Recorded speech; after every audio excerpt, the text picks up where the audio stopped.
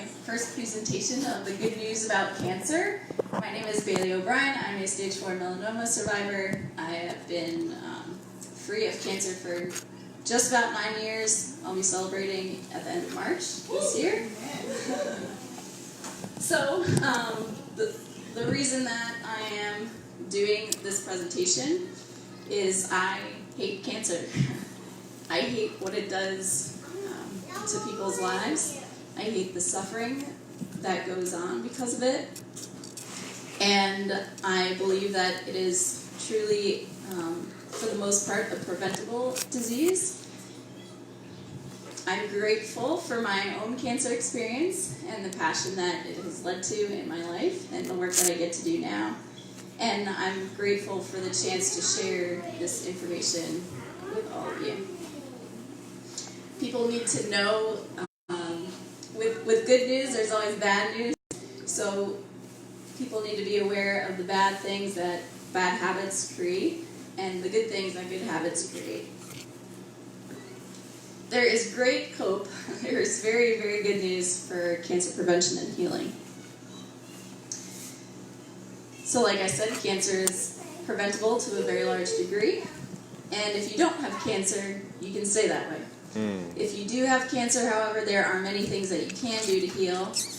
Treatment doesn't have to be as scary or painful as you think it might be when you hear about chemo and surgery and radiation, partly because you may not truly need those, or if you do have one of those treatments, you can do things to mitigate those effects and minimize the effects.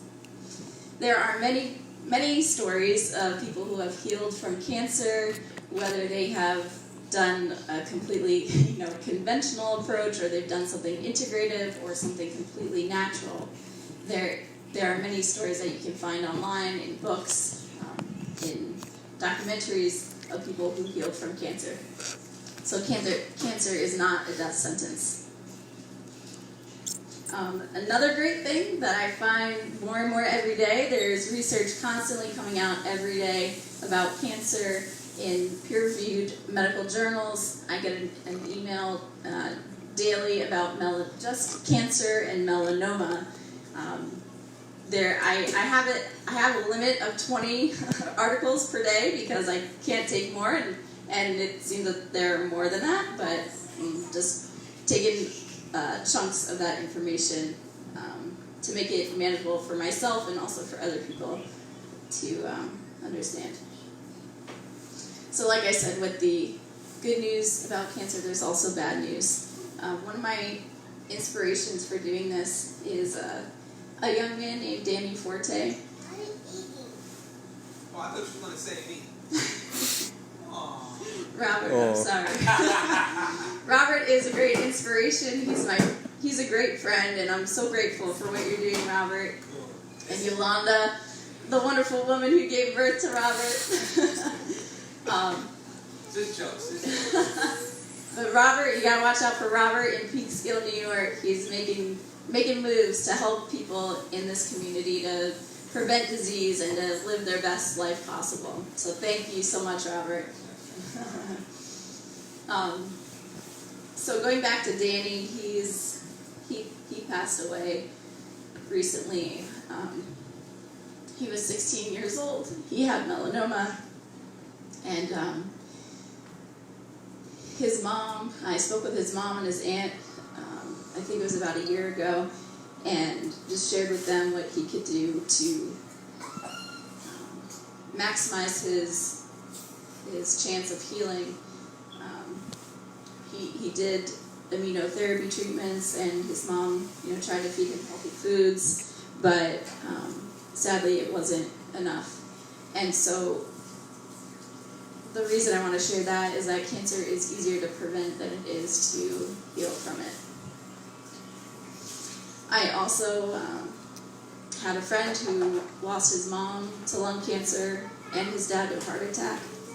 And my friend has a very challenging life as a result of that.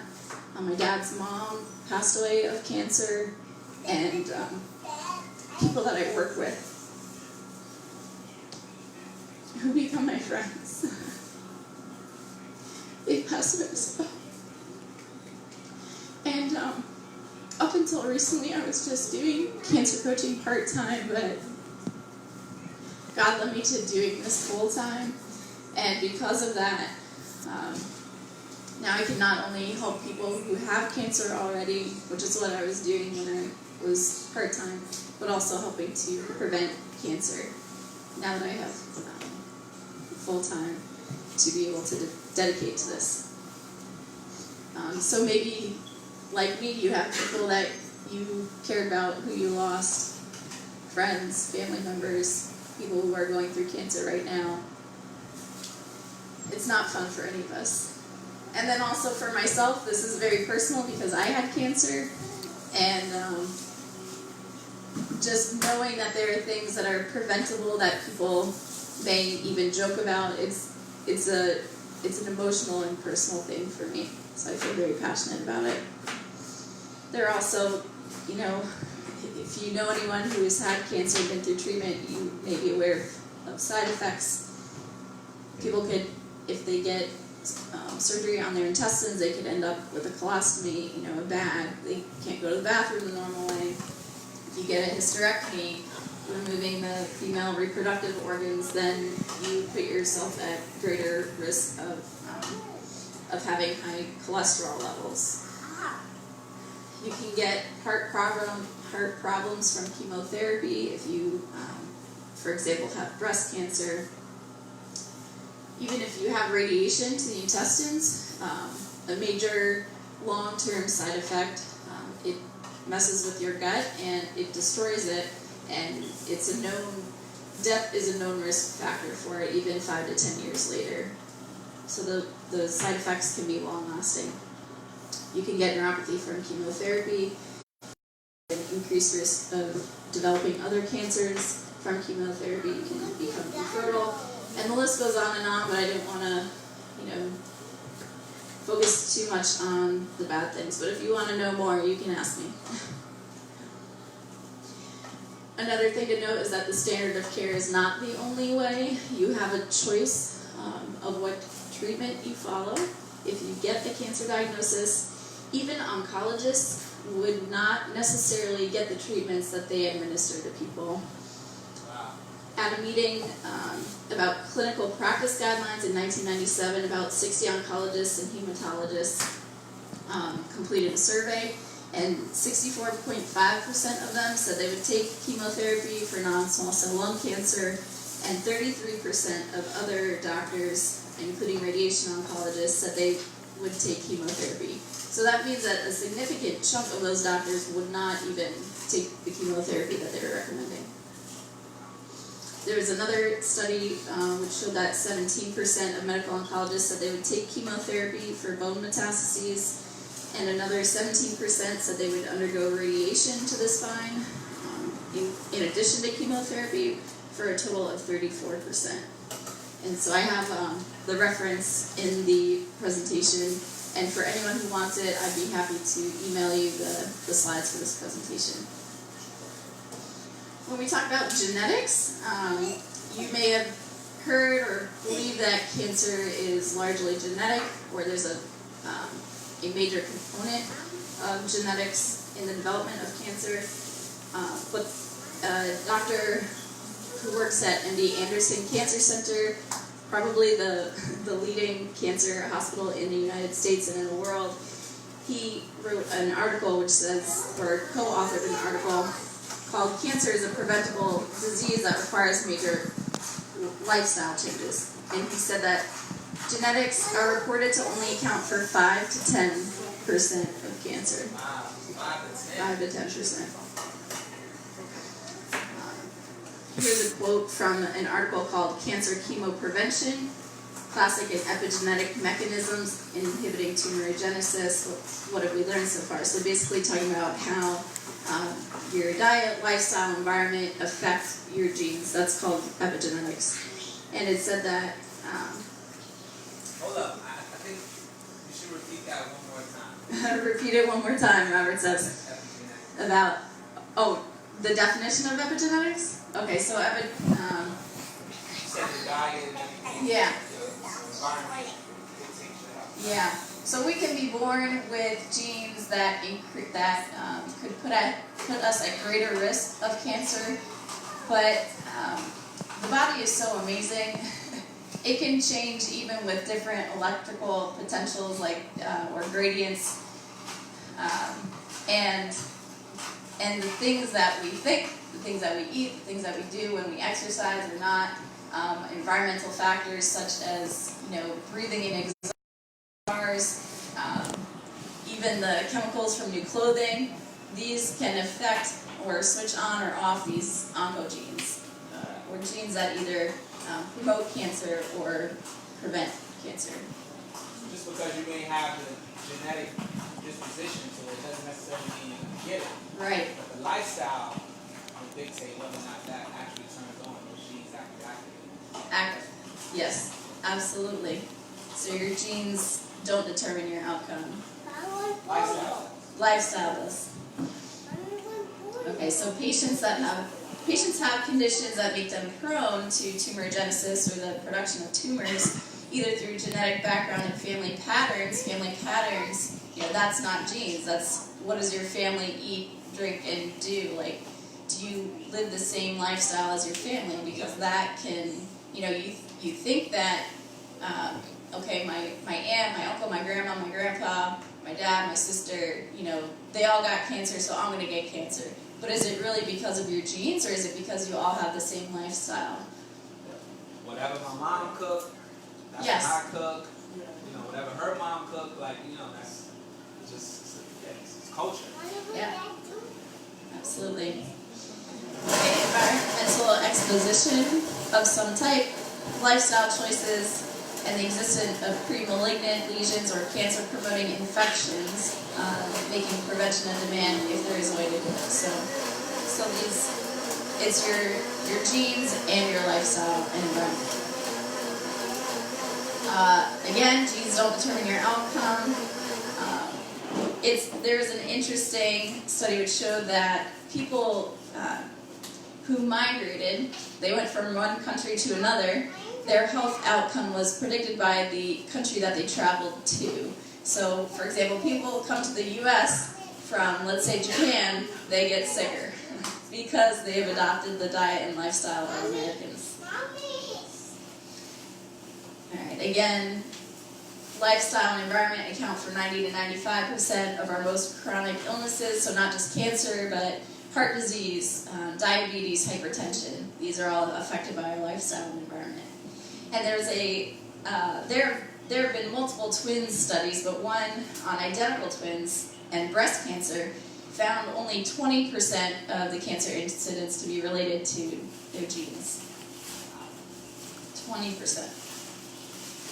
Okay, so moving on to other factors in cancer development, chronic inflammation is a big one.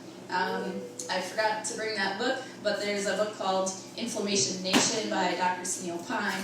He doesn't talk about the relation to cancer, but if you want to learn more about inflammation, where it comes from, and how you can decrease it, you can read that book. Again, this is Dr. Agarwal, who works at MD Anderson Cancer Center. So this activation of inflammation has been encountered in most types of cancer. Okay. Oops. The percentage of cancer-related deaths attributable to diet and tobacco is as high as 60 to 70% worldwide. So tobacco, I'm sure you've heard, contributes to cancer as well as diet. It's like when you put the wrong, speaking of diet, when you put the wrong foods in your body, it's like, imagine your car, it should run on gasoline, right? So it runs smoothly when you put gasoline in it, but if you were to put water in it, it would not work, it wouldn't go in it. So it's the same thing when we put foods into our bodies that are not, what we were designed to eat, fruits and vegetables, nuts and seeds. Our body is not going to be able to handle that very well. In addition to cancer development, inflammation, diet, tobacco, toxicity, and causes genetic alterations and mutations. All right, so here's a quote just showing how, using strong words, how important that diet plays. So this is from authors from the University of Sao Paulo in Brazil, and it's called the UN Decade of Nutrition, the Nova Food Classification, and the Trouble with Ultra Processing foods. Taking a food that grew in the earth and making it unrecognizable.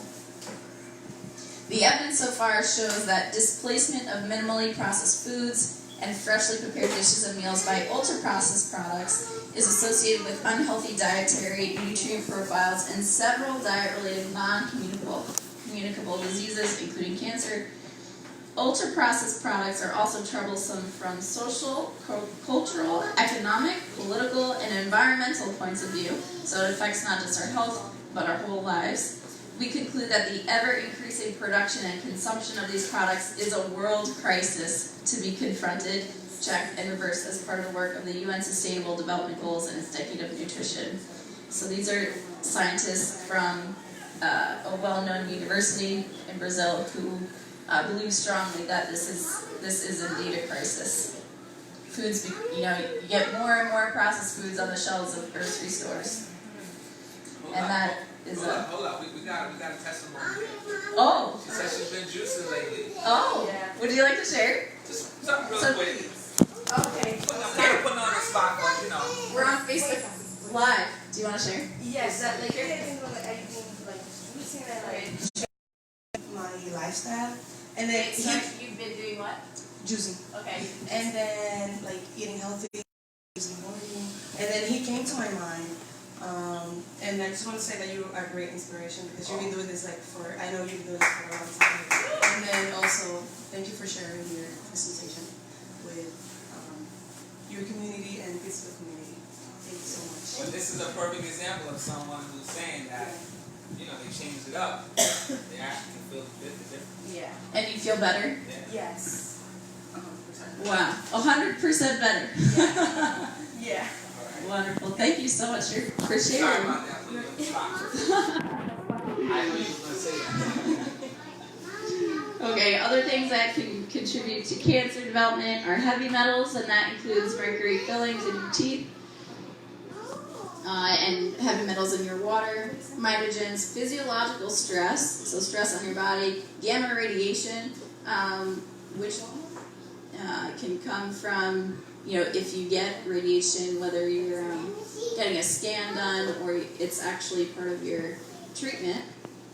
Oxidative stress, and some of these are maybe hard to understand, but oxidative stress occurs when you get free radicals in your body, which are caused by toxins and mental stress as well. Interleukins are part of your immune system. Environmental pollutants, glucose. I'm going to skip some of these. Sorry. Fungus, chemodrugs, growth factors in dairy and animal products, obesity, hormones, viruses, bacteria, sun exposure, sunburns mostly, tobacco, alcohol, chlorinated water, pesticides is a big one, and xenoestrogens, which are chemicals that mimic estrogen. So that can be in plastic, including plastic water bottles that you may drink from. You want to look for something that says BPA free. BPA is a xenoestrogen, but even if something says BPA free, there are other chemicals in there that can act as xenoestrogens.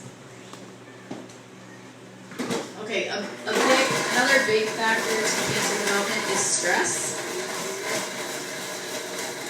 And I have several slides on this. I'll try not to spend too much time on it. But stress can come from many, many different places. Media, the news, movies. So stress, not just because of what you're watching, but sometimes it can even be, I don't know if I should be watching this, and then you have some kind of dissonance, and then that's stressful. I know what I should do, and I'm not doing it. The stress can come from finances, unexpected costs, poor planning, relationships, family, friends, co-workers, bosses, safety in your neighborhood. I don't know if you feel safe. where you're living and you're working. Oh, what you trying to say about pizza? This is an online audience too. Just joking. Peaksville is an awesome, beautiful, safe, very safe place to be. Amen. At work, you may have deadlines you have to meet, you may have to please your boss, you may have coworkers who are difficult to deal with. Lack of, what's that? I said I deal with them. I'll pray for you. Oh, I'm okay, believe me. Good. They don't get to me. That's right, you can't get you because that's what she's talking about. Yep, you gotta make the best of it. Yeah. Another form of stress that people may or may not think about, something that has been a stress in my life, especially after I recovered from cancer and I didn't know what to do with my life, I didn't know what my purpose was. Not knowing your purpose or not having direction in your life can also be stressful. And so finding and following your purpose is important. Sleep, lack of sleep can be very stressful. When you sleep, you rest and repair. Your body repairs itself. That's, everything is shut down. You're not digesting anything. Hopefully you didn't eat too late before you went to bed. It's healthiest to not eat a few hours before you go to bed so that your body can basically clean up shop.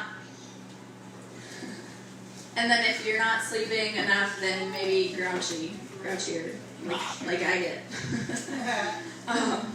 Another stress that people may have is fear of dying, and they may not know what happens after death. Or personally, I don't know where I'm going, or maybe they don't believe that there's anything after this life. Okay, so what happens when you get stressed? Your immune system gets suppressed. Mice under stress didn't respond as well to chemotherapy, and they had 6 times more spread of cancer. This is from quoted from a book called Chris Beat Cancer. Chris, I'll talk about him a little later, but Chris Rourke, if you don't know him, probably a lot of people watching do. He's a stage 3C colon cancer survivor. He did, he did surgery, high dose vitamin C, made major diet and lifestyle changes, exercise, fasted, juice fasted, and I'm sure I'm missing some things. Also forgiveness was a big part that he says of his regimen, or healing process, to write down everybody whoever offended him or people who he offended, and either forgiving them or asking for forgiveness, and he said, and praying for God to bless them, and that was a huge benefit to him. So stress activates a gene in the immune system. We're talking about genes and epigenetics. Stress activates this gene called ATF3, which when turned on correlated with lower survival rates in humans and mice.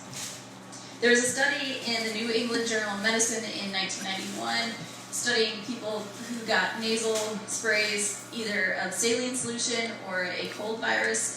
And the people who got the cold virus, those who reported having a higher level of stress when they got the virus, went on to develop a full-on cold more than those who reported a lower level of stress. So even in cold and flu season, stress affects whether you get the cold or flu or not. Inflammation and stress. Negative emotions enhance the production of pro-inflammatory cytokines, so stress increases inflammation, and inflammation contributes to cancer. Negative feelings can actually contribute to delayed wound healing and infection. So if let's say you get surgery, you're less likely or your healing time is going to be longer if you're stressed. And that was from a book called Mind Over Medicine by Lisa Rankin. That's another great book that I recommend, at least if you don't buy it, to take it out from your library. Natural killer cell production is increased in this study in women who had breast cancer. who were able to express their emotions and have social support. So if you know, in addition to just, well, having stress, sometimes, you know, you need to do something with it to share it with other people, to be able to talk with them and just share like what's going on in your life. And that's just, like, we're relational people. We're meant to have friendships and to be able to share life with each other. And so social connection and community support are important, and it can actually increase your natural killer cell production, and natural killer cells kill cancer cells. And this is from a book called, oh, I didn't bring it. It's called When the Body Says No by Gabor Mate, and he's a doctor. Okay, and the autonomic nervous system. The autonomic nervous system is made up of two branches. One is the parasympathetic nervous system, which helps you to rest and digest. It's on when you're sleeping or when you're feeling relaxed. The other is called the sympathetic nervous system, which turns on when you have fight or flight, when you're faced with a very stressful, acute situation. Let's say you're getting chased by an angry dog, or by a lion, which I don't know how many of you have been chased by a lion, but or let's say you're crossing the street and you don't realize there's a car coming. You're like, oh my gosh, and your heart rate goes up. So that's your parasympathetic or your sympathetic nervous system activated. And when that is activated by stress, you're unable to, it takes blood away from your non-essential organs and puts it to the essential organs like your brain and your muscles, so that you can run from that threat. So when this is constantly activated, you're not able to, your parasympathetic nervous system is suppressed, and you're not able to repair from the day's damage. And this is from a book called Knockout. Oh man, must have left some books behind. By Suzanne Summers, on pages 99 and 100. So we need to rest and repair, reduce our stress in order to prevent from cancer and to heal from it. There's another interesting thing that happens when we're stressed. There's an enzyme which methylates, meaning it adds a methyl group, which is carbon and some hydrogens. So when this enzyme called COMT, it normally methylates estrogen. So estrogen changes a little bit, and this type of estrogen helps to prevent cancer, actually. But when we are stressed and we have adrenaline, this enzyme is no longer taking care of the estrogen over here. It then goes to methylate the adrenaline that's produced. And so the estrogen isn't getting taken care of, and your risk of cancer goes up, because that's like an unhealthier form of estrogen. That's also from the book Knockout by Suzanne Summers on page 190. Oops. Okay, so enough about the risk factors for cancer. Now let's talk about how to prevent cancer in a positive way. So how can we use things to decrease our risk of cancer? So let's start with diet. There's a study in 1981, also from a paper I mentioned earlier by Dr. Agarwal from MD Anderson about cancer prevention. The study estimated that 30 to 35% of cancer deaths in the U.S. were linked to diet. So now we have 90 to 95% are attributed to diet and lifestyle, and 30 to 35% of that is attributed to diet. And some people would argue that it's a lot more than that. Yeah. That's just one example.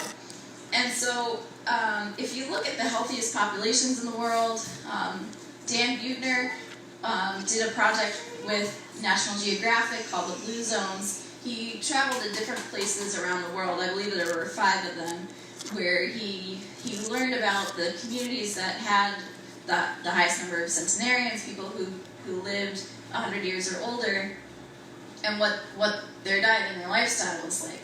Well, their diet was unprocessed. It wasn't like the standard American diet. Mostly plant-based, if not completely plant-based, or not having any animal protein in there. And for example, in Europe, there was a community that followed a Mediterranean diet, so it's low in animal protein. There's another community in Loma Linda, California, the Seventh-day Adventists. They are vegetarian, they have lower levels of stress, and a strong sense of community and purpose. And just one thing one nutrient to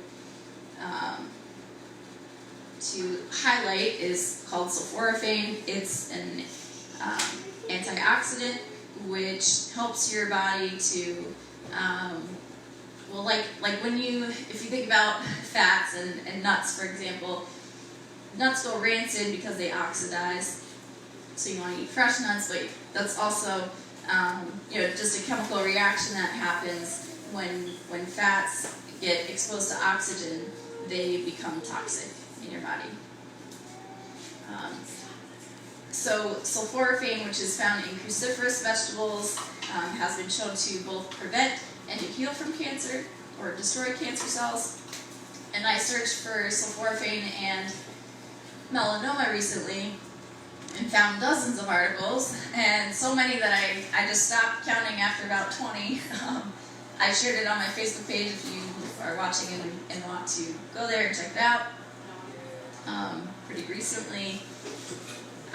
But it's not effective in just melanoma, it's other cancers as well, breast cancer, et cetera, et cetera. And then with regards to diet, there is a study by Dr. Dean Ornish in 2005 and a follow-up study in 2015 which showed that men who had prostate cancer, early stage prostate cancer, who adapted a radical diet and lifestyle change, their PSA was actually decreased through their diet and lifestyle. So diet and lifestyle can definitely reverse cancer. And there are all sorts of plants and vegetables that can help us to fight cancer. Garlic is a huge one. Onions, even beans can be part of an anti-cancer diet. Phytates, which are in beans, fight cancer. It's the list goes on and on. Fruits and vegetables. There's this paper, Cancer is a Preventable Disease That Requires Major Lifestyle Changes. There are tons of plant compounds referenced in here that actually fight cancer, and it includes carotenoids in not just orange vegetables like carrots, but also in leafy green vegetables. There's resveratrol found in grapes and I believe tea as well. Quercetin in fruits and vegetables. Silymarin, it's from the milk thistle plant. Indole-free carbinol in cruciferous vegetables. Sulforaphane, which I just mentioned before. Even in teas and spices, there are anti-cancer compounds. This is cool. These are some of these compounds. And some of that wine too. Resveratrol. Yeah. Yes. Wine, but you have to But alcohol alcohol is a toxin. Catechins in green and black teas. Curcumin, which is a root, that's highly anti-cancer. Diallyl sulfide from garlic. Thymoquinone from black cumin. Capsaicin in chili. We have gingerol in ginger. Anethol and fennel, diosgenin and fenugreek, eugenol and cloves, and then we have whole grain foods, and that's it for the plants. Okay, exercise is very important in cancer prevention. Physical inactivity has been linked with an increased risk of cancer in breast, colon, prostate, pancreas, and melanoma. This is from the same study I just referenced. And there's a book called Breast, The Owner's Manual by Dr. Christy Funk. Hello. Dr. Funk is a breast surgeon in the LA area, and she did a bunch of research on what what is the proper diet and lifestyle to prevent breast cancer. She wrote all about it in this wonderful book, and Chris Wark interviewed her for his blog and YouTube channel. And she found in her research that there was a 300% increased risk of death after diagnosis if exercise was decreased. So if you have a diagnosis of breast cancer, for example, if you stop exercising, that's the worst thing that you could do. And I know that there are side effects of treatment. People may develop lymphedema or have a smaller range of motion than they previously had. You may feel tired, but there are ways to work through those things. And there's a woman, Carol Michaels, who has a website. She has videos. Her passion, I believe she said about 50% of her clients have cancer, so she's very well versed in how to manage those kinds of effects and still exercise and stay healthy. There's also a 58% decrease in the risk of breast cancer when women exercise for greater than 4 hours per week. So if you can exercise for greater than 4 hours per week, that's a good thing to do.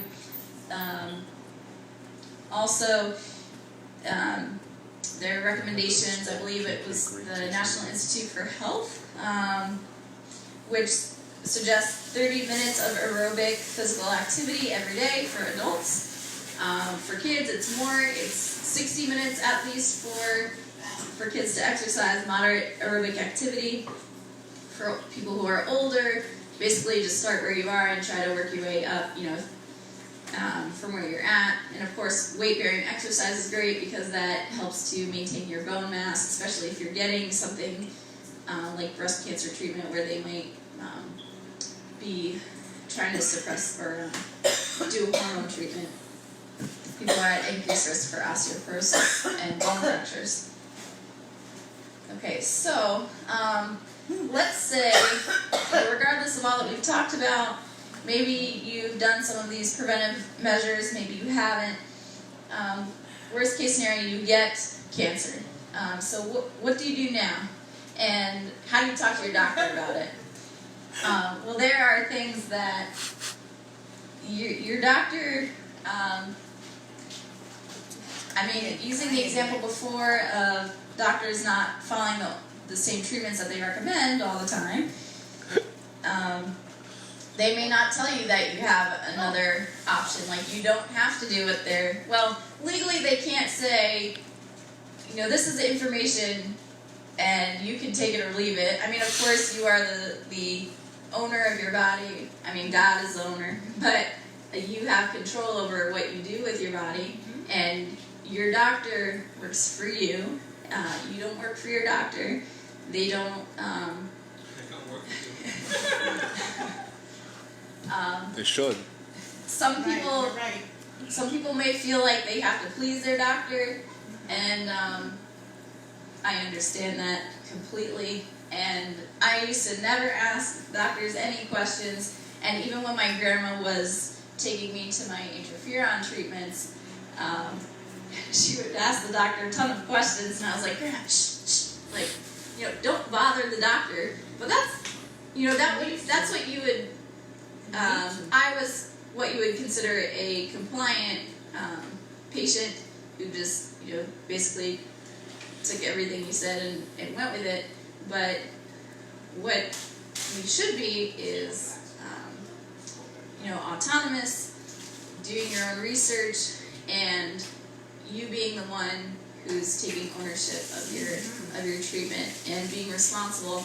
And it may be scary also to ask doctors questions. You may not want to know the answers to the questions, or you just may feel pressured that your doctor is saying you have to do something right away, and this is what you have to do. But if I had done that, I wouldn't be alive today. I'm pretty certain of that. Because when I got my diagnosis of stage 4 melanoma, I wasn't told this. I was 20 years old, and if they told me, who knows what I would have done. But my doctor told my mom that if I didn't do treatment, I would have 7 months. If I did do the treatment that she recommended, then I would have 14 months. So she was like, we're fighting for the 14 months. And my mom was like, no. By that point, she had more different perspective, a broader perspective, which included hope of long-term healing and remission. And so thank God for my mom and her friend Tish, who helped. Getting rid of that stress that you was talking about. Yes, they helped get rid of my stress as well. So I was just hanging out with my friends, socializing, and trying, doing my best with the situation at hand. So a couple specific questions you can ask your doctor is what do you recommend? What is the expected outcome of the treatment? Because doctors, and I think there's a benefit to this in some ways. If a doctor doesn't tell you exactly what the outcome will be, if it's not a good outcome, like let's say, take my examples, 14 months is the expected outcome if you follow the treatment. That's not really a positive thing. And then if I did that, based on the placebo and the nocebo effects, the power of the mind, that's probably where I would have died, because that's what I was expecting. Correct. But if somebody told me, like my mom's friend, she said, I believe 100% that you're going to get well, we just need to find what's going to work for you, then, I could see farther into the future and be more motivated, and somehow in my mind, it worked out in my favor. And that's, the placebo effect is if you believe something is going to work, it's much more likely to work. I think it's about 30% or so, that effect. And the opposite is true with the nocebo effect. If you don't believe that a treatment is going to work, it's not going to work as well. And then, so what's the goal of the treatment? What do you expect to hope or expect to happen? Are you looking for months? I asked a doctor of mine. So if I do another doctor, the second or third or fourth, whatever opinion, I said, if I do chemo and surgery and radiation that you're recommending to me, I'll live, 2 years? And she said yes. And I was like, I'm sorry. But, by that time, I was feeling really upset. I was upset because I had done everything that my doctor wanted me to do. And 2 weeks after I finished my treatment, my radiation treatments, I had stage 4 cancer. And I was like, I thought I had 3 to 5 years. That was so, it was just, Joshua. It was devastating. So then, okay, another question you could ask is, how do you define success? Because doctors will say, there's a 50% success rate in this treatment. Okay, then how do you define success? Is it a few extra months, or is it 5 years? Because that's a golden standard, a 5-year survival rate. If you survive 5 years, even if you have cancer at the end of that 5 years, it's considered a cure. Oh my God. So, always get a second, third, however many opinions you need to feel like you have a good understanding of the situation and what your options are. Yeah. Okay. So what to do if you get cancer? Pray. Ask God for wisdom and healing, because all healing comes from Him. And no one knows what we should do better than God. I couldn't, I met with my old diving coach shortly after I got my diagnosis, and he said, how could I pray for you? And I was like, wow, that's a really nice question. And so I thought about it, and I said, please pray that I make the right decision regarding my treatments. Because there's so many options that you might find on the internet, it's overwhelming. It's completely overwhelming. And fortunately, I have a little bit broader perspective than most, because this is what the work that I do. But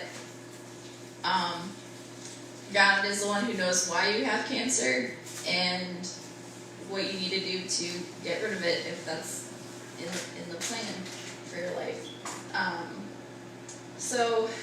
And then,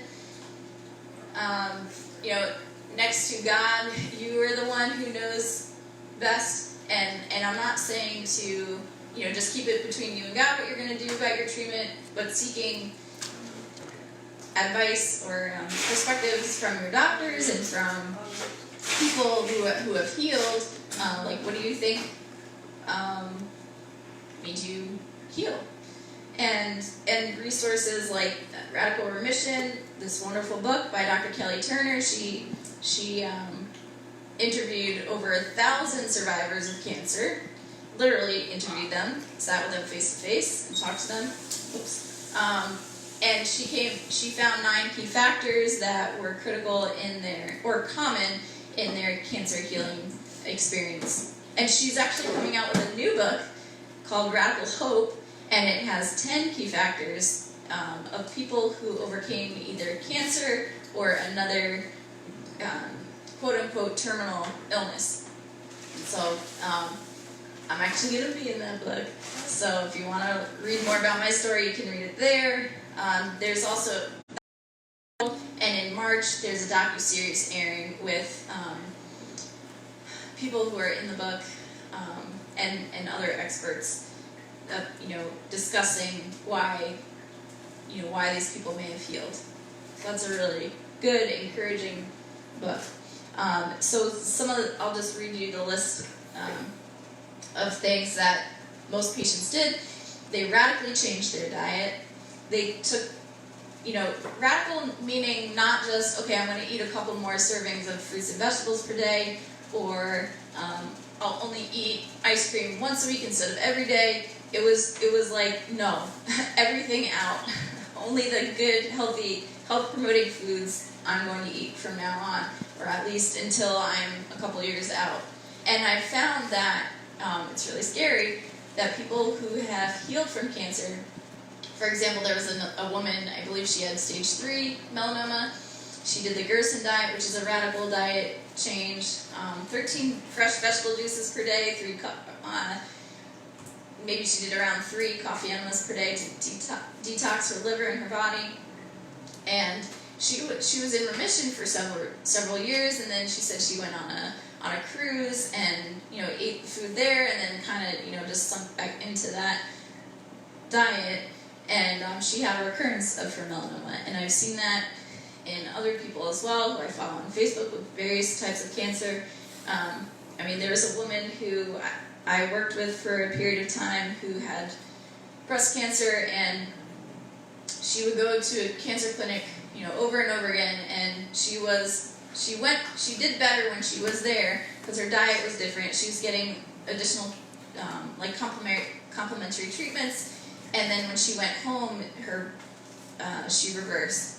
The cancer progressed because she admitted she was not following the diet, and I believe that was the major thing for her that unfortunately she caused her to pass away. Wow. Oops.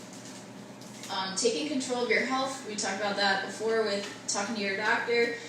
You have to be the one in charge, calling the shots. Radical remission survivors also followed their intuition, and so consult God, consult other people, but at the end of the day, you have to make the decision and follow whatever you have peace about. That was something else I wanted to share about talking to your doctor. Don't let your doctor pressure you into something that you don't feel comfortable doing. And if you can say to your doctor, I need more time to think about this, or I want to research this first before I do it. Because they're not the ones who are going to have to deal with the consequences of your outcome. It's you. And you don't want to give that control to someone else and then end up not doing well, and they're like, oh, I shouldn't have listened or caved into that. Taking herbs and supplements was also a part of the radical remission survivors. Things like, there are mushroom extracts that boost your immune system. black seed oil is also a potent anti-cancer supplement. It's actually an oil, so curcumin is an herb, or I don't know if technically it's an herb. It's a root of some kind. There are lots of things. B12 is a common supplement that people take when they get diagnosed with cancer. Vitamin D3, many patients who get cancer have a low vitamin D level, and vitamin D is it's a hormone, and it affects your health and in many different ways. So getting your vitamin D level up to 60, 80, or 100 is where you want to be. Mine was around 30 when I got my diagnosis. More radical remission research, releasing suppressed emotions, and I found this interesting when I read the book. It doesn't necessarily mean releasing negative emotions. It can be releasing positive things also. Like if you're holding on to a memory, I think about when I used to go on vacation as a kid to the beach, and we'd be out on the beach and the pool, and that was like my all-time favorite week of the year every year. And thinking about that, I'm like, yeah, that was a great time, but kind of holding on to it and being like, oh man, I wish I could go back. That's also something that I needed to let go of. Okay, also increasing positive emotions is something that most people have done, or at least in this research. And one thing that I'm trying to incorporate more into my life lately is laughter and embracing the personality, I guess, that God has given me, because not everybody, I don't know, cracks jokes or laughs as much as I like to. But it actually, when you laugh, I can't remember the study exactly, but laughter really is the best medicine because it decreases anxiety, decreases stress, and it boosts your immune system. So laughter really is good, and positive emotions, being grateful, being positive. Also, I could share this. Well, I'll share it now. Also, singing is actually beneficial to your health. And then, so embracing social support. Like I said earlier, we're meant for community. We're not meant to be on an island. It's. I don't know of anyone who has healed from cancer who's done it on their own. For me, I needed a lot of support. Yes. Helps to relieve some stress and tension. Deepening your spiritual connection was also common in the radical remission survivors. And everybody has a different place where they are spiritually. Maybe you don't even believe in God. I wasn't sure what I believed about God at the time. And somebody, I can remember 3 specific people who talked to me about God after I got my diagnosis. And one of them, John Gordon, he was a speaker who came to my school and talked to athletes like the week after, or like 8 or 9 days after I had the scan, which showed 6 or 7 tumors in my body, in my neck, lung, and spine. And he said, because I told him, my dad's like, how can a loving God allow such horrible suffering? My friend I mentioned earlier, who lost his mom and dad to sickness, and he was an only child, he said, that's a really tough thing, and I don't really have, the best answer for it. According to the Bible, it says that sin and free will are the result of the suffering in the world. God's plan was never for death. When he created Adam and Eve, they were meant to live forever. And they were walking with God, and they had a perfect life, but then they sinned, and then that's when God killed an animal to cover their sins, and allow them to walk with him again. And, then childbirth became painful, farming became much more difficult, and it was God gave them the option. You can have this perfect life as long as you listen to what I have to say. But Satan said, "Did God really say that?" And Eve looked at the apple. She saw that it was beautiful and it looked tasty, and it would make her like God. Like that was really the thing. It was pride, which she wanted to know all the things that God knew, and then everything has snowballed downhill since then. So I wasn't sure what I believed about God, but I was encouraged to pray and ask God for a miracle. And so I said, "God, if you're there, please give me a miracle. Please give me a miracle." And I prayed it over and over again, as often as I thought of it. And then, I could share. And then I got my miracle, and then I wondered, if God was real, and because I'd never really done much investigation into it. And so after I was healed, I wanted to know my purpose, because I knew just how precious the gift was that I got. And if I had a purpose, it had to come from someone who had created that purpose, God. So I started going to a Bible study and reading from the Bible about Jesus. And it was like I had a new set of eyes that I was looking at it from. Oh yes, he's not just a person on the wall at the churches that I used to go to. He's knowable. He's personal. He's humble, and he's loving unconditionally. And he's, according to the Bible, he's with us always. He knows our thoughts, and he still loves us, and he'll guide us if we ask him to. And he promises that if we, the Bible says, if you confess with your mouth Jesus as Lord and believe in your heart that God raised him from the dead, you will be saved.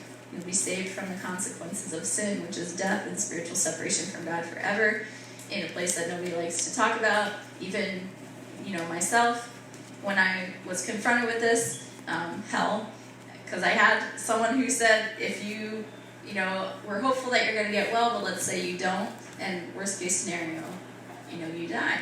Do you know that you're going to heaven? And I didn't like the question. I kind of rolled my eyes and I said, if I'm going to hell, I'll find out when I get there. And that, that made him clearly uncomfortable. And then I left kind of feeling like, that's not really a good answer. But we can know,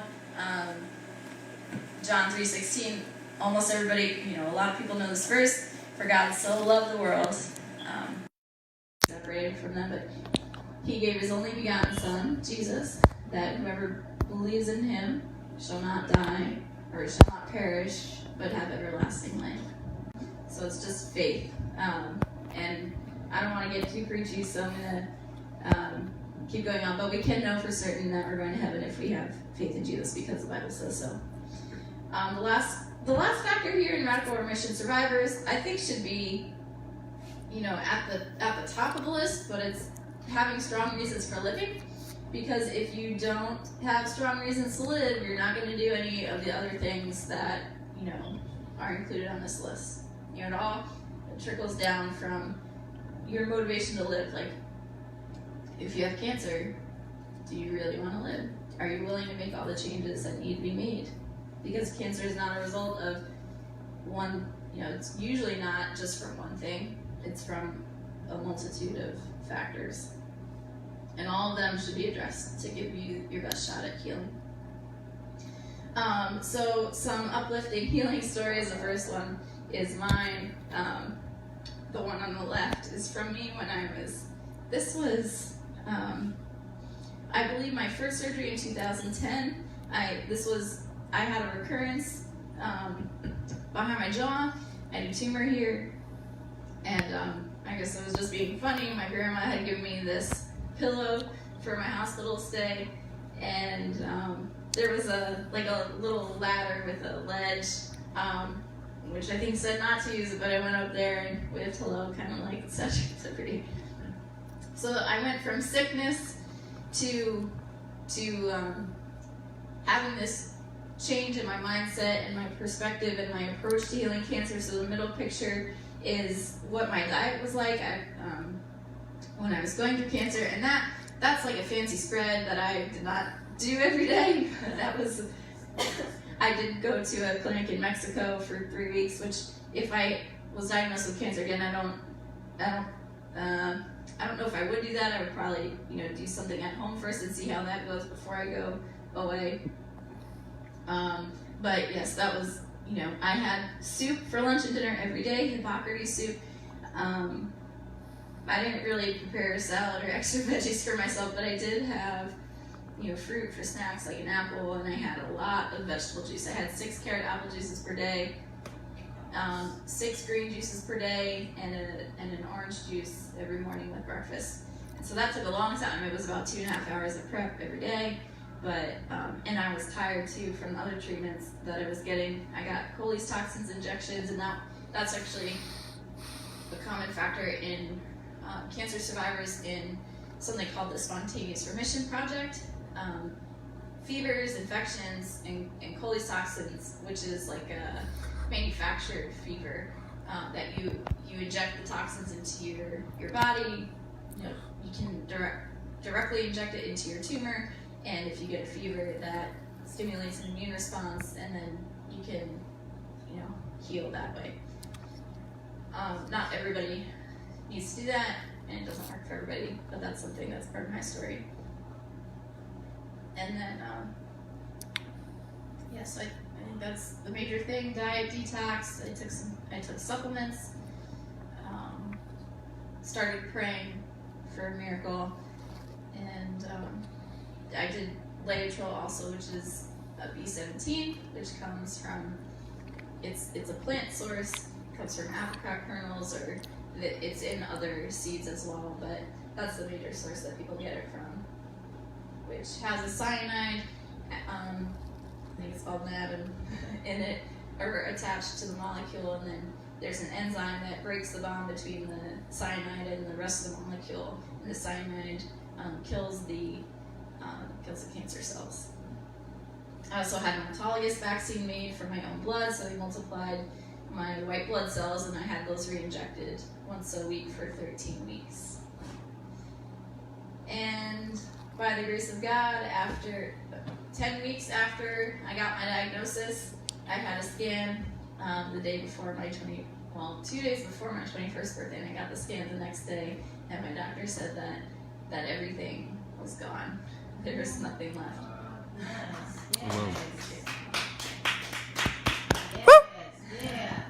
And so one of my strong reasons for living was my sister and her family. I wanted to be there for her kids as they grew up. And by the grace of God, I now have these beautiful children as my nephews and my niece. That's from a babysitting morning. I got some more babies if you want babies. Other healing stories. There's a very, very, very cool story of a man named Chuck Colhiggs. I met him at a survivor reunion like a year and a half ago. He had stage 4 lymphoma. He had it in his brain, and he went to the original Gerson hospital, the same one that I went to. He did the Gerson therapy, radical diet change and detox with coffee enemas. And he said that I have an interview with him, a phone interview with him on my website, and he even Charlotte Gerson, Dr. Gerson's daughter, who was at the clinic at the time, she didn't think that he should try the therapy because she didn't think it was going to work. And he did it, and then one day he had this pop, extreme pain in his head, and he thought he got shot. So he covered the front and back of his head, and his wife was like, what's wrong? And he was like, I got shot.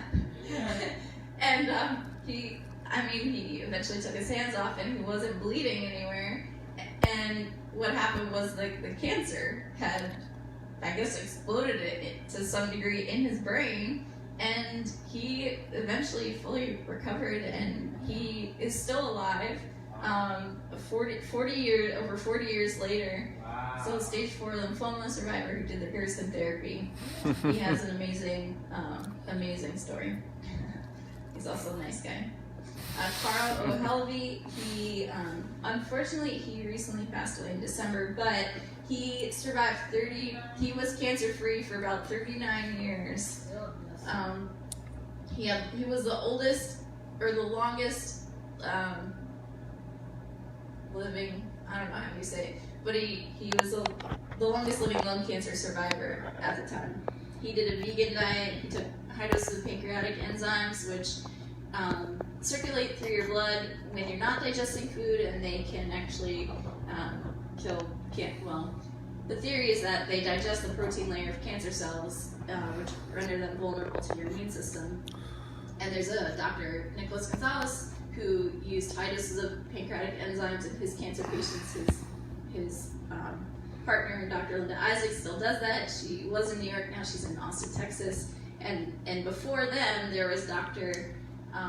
Kelly, who had, I believe he was an endodontist or,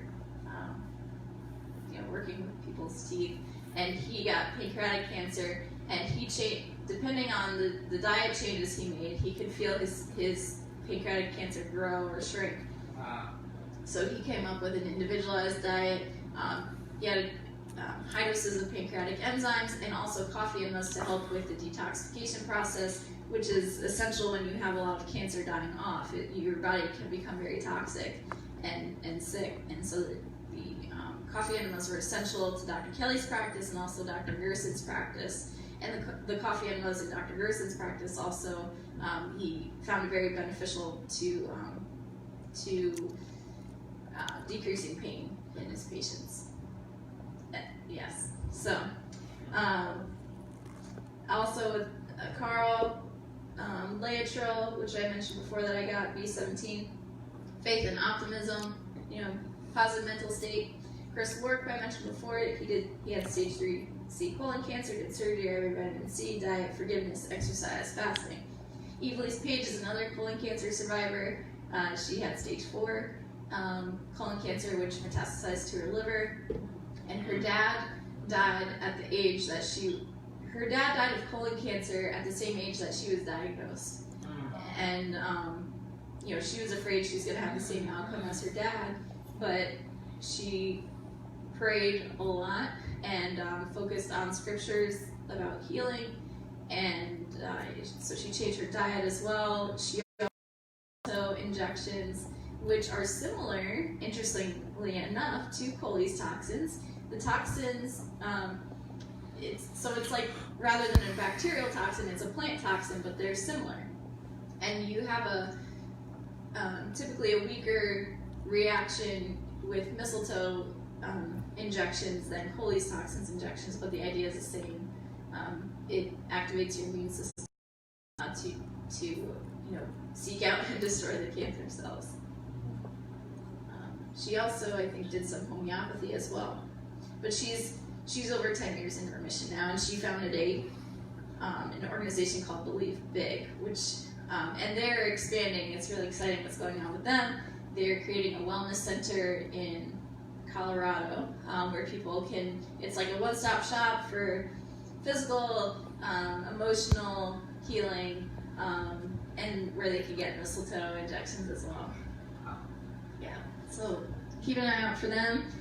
I try to give kind of a range of different types of cancers. So Pilar Davila, she's a stage 4 ovarian cancer survivor. She changed her diet.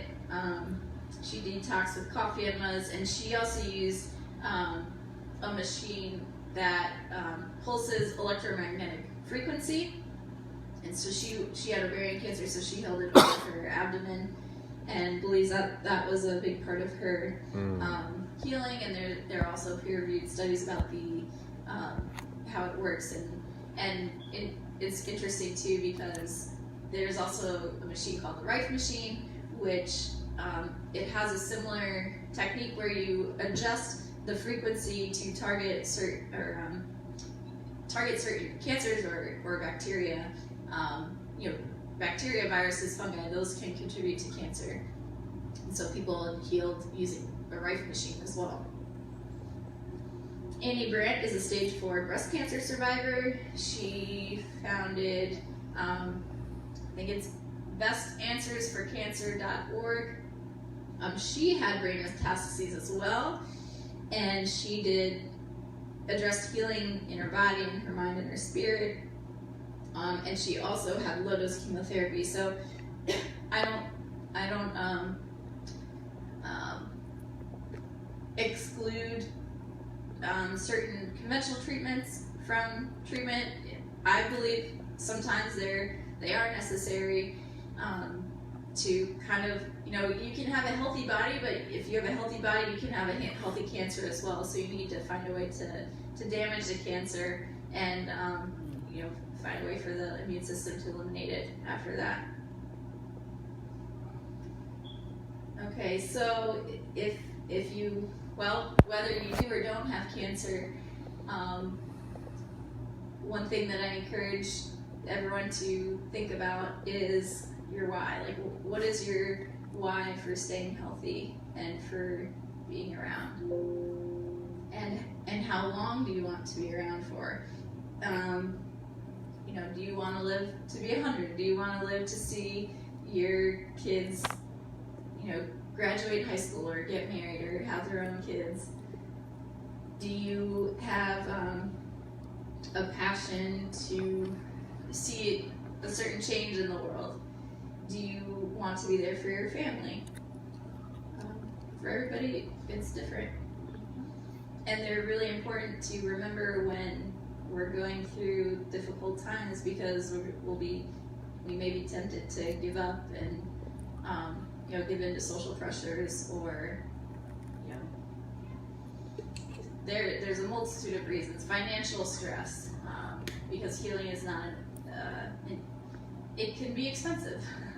Fruits and vegetables, while some people may say they're not that expensive, they can be if you're getting organic produce. And if you're juicing, it takes a lot of produce to make healthy juices. And what is your piece of in the world puzzle? You're part of a global community. What you do, right where you are is going to affect the people around you, and that's going to affect the people around them, and around them, and around them, and around them. And so your choices. It's funny. I just saw this on a Facebook memory. It was a picture that I'd taken when I was in college after I had cancer. I went back to finish my degree, and the tea bag had a quote on it, and it said, "Your decisions or your choices will change the world." And so everybody has that chance, that ability to change the world. You have a purpose. And I just shared this picture I shared on my Instagram and Facebook. I think it was yesterday, because I was researching cancer and I saw this picture, and it just it's funny because it's about the citric acid cycle. It's about digesting. You can't see it. Fats, carbohydrates, and proteins.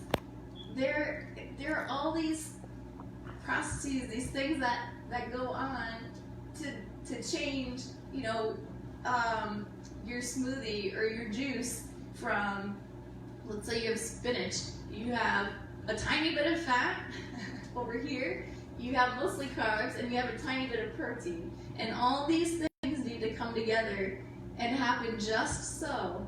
The way that you were created, your genes are programmed certain things to be made and to happen, enzymatic reactions. You can't, you're not going to poop out a leaf of spinach. So it has to get converted into all these different compounds, and then go to the, you get the electron transport chain, which, takes the energy if it's a glucose or sugar. There's, technically you get electrons going from one thing to another, and then the body's electric. And you get ADP converted to ATP, and then you have the energy.